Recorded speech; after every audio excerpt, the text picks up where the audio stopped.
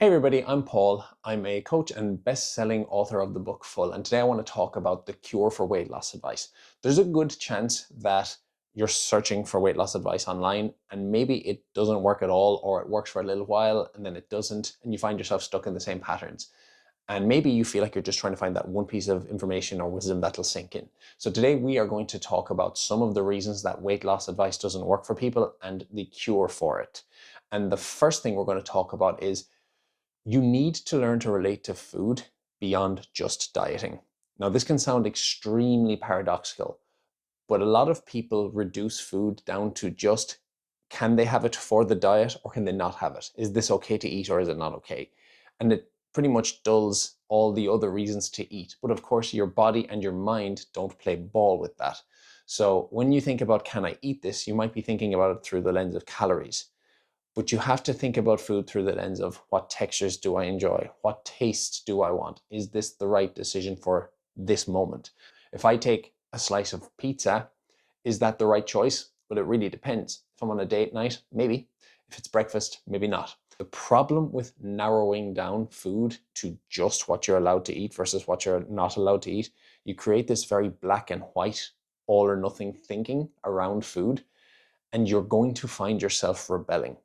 If there's only one reason to eat food, and that is like being perfect on the diet, then as soon as you slip, then of course you're going to find yourself in chaotic eating, because you've violated the only reason that you've convinced yourself there is to eat.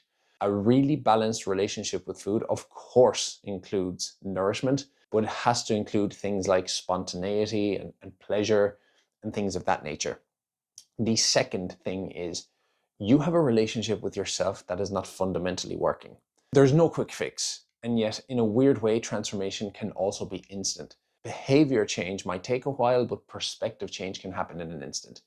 If a smoker quits and they truly don't want to smoke a cigarette ever again on day 2, they have transformed. It might take their health or time a little bit longer to catch up with that decision, but the moment they want to do something differently, that's when the transformation occurs. And I think a lot of us think the transformation occurs when we've actually hit the outcome. When I lose 50 pounds. The transformation occurs the second you've decided you're going to behave differently, and like, let go of control in the outcome, but do your best to make good things happen. So it's being willing to look at things you don't want to look at, to see what you don't want to see, to feel what you don't need to feel, because that's where your patterns will reveal themselves. And often we're doing diets because we don't want to look at the patterns in our lives.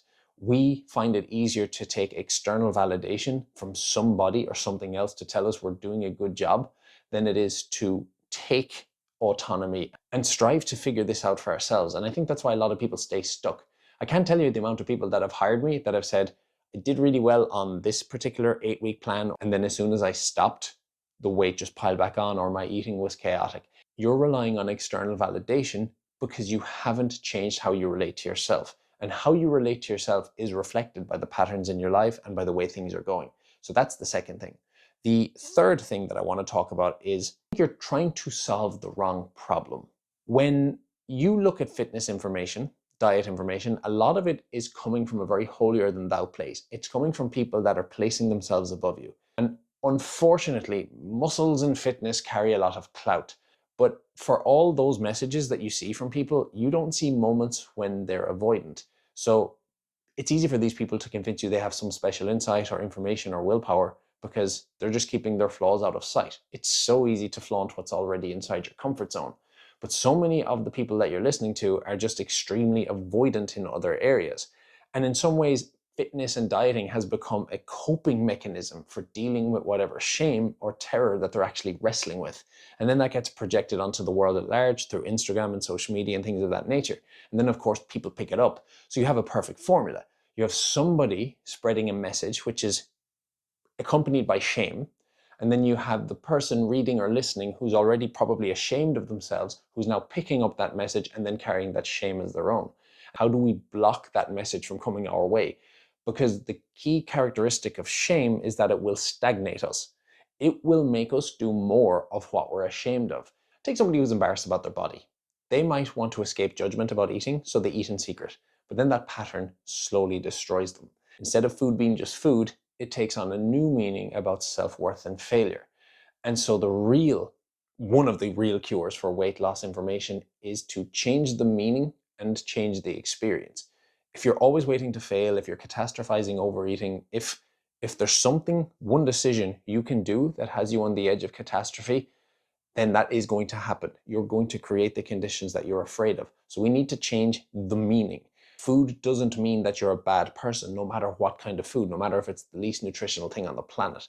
These are all the patterns that actually make a difference. But it's so much easier to go online and hear somebody barking at you about how weak-willed you are because they sound confident. And the final thing here is think values and not rules. Think flexibility and not rigidity. You need to be able to adjust yourself because those who cannot bend break. When I was writing my book, when I thought about how will this be received, will people like it, that's when I did my worst work. And when I went back to my values, which was my own personal reasons for writing the book, for things that were important to me, that was when I did my best work. And in order to do that, I had to be vulnerable, to say the thing that I want to say and allow people to judge it their own way. And it's kind of the same with eating. I have so many clients say to me, I've been in a position where I'm going on a holiday or going to a wedding, and for the few weeks leading up to it, instead of dieting, I overate instead. And it's not because they don't care. It's because they get so overwhelmed by diet rules that overwhelm becomes too much and it creates the spiral that sends them back to food. So I have a question.